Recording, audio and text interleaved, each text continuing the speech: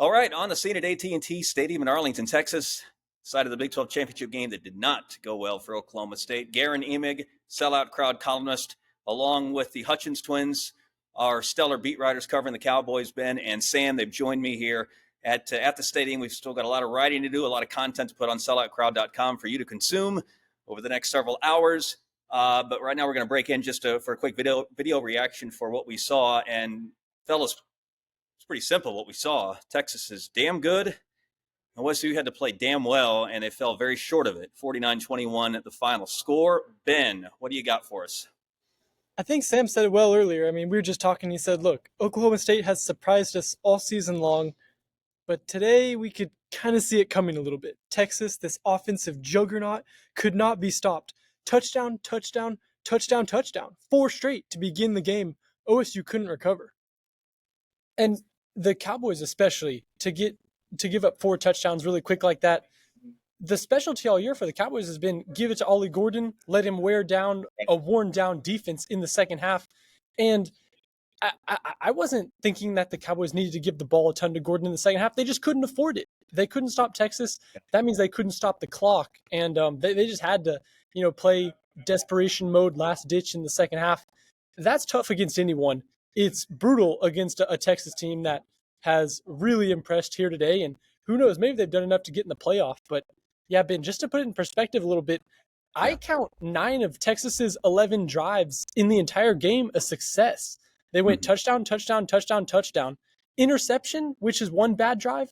And then the only other bad drive was a punt, but Texas forced a short field goal that they didn't convert. And the other end of the drive just ended out the clock. So that was successful. There was just not a lot going for the Cowboys. It's tough to point to anything. Yeah. It's one thing when you're up against a talent disparity, and that's pretty clear in this case, right? Better offense, better defense, Texas.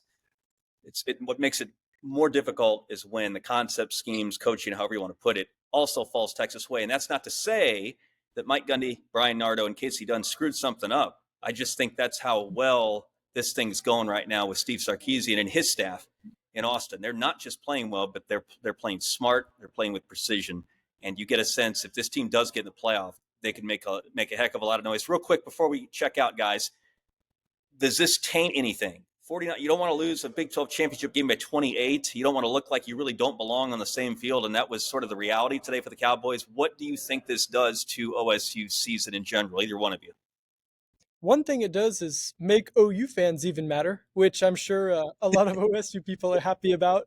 But I'll tell you, OU didn't come up once in Mike Gundy's press conference. He said, look, this team has had a great season. He's certainly said he's proud of the Cowboys for everything they've done this year. I don't know.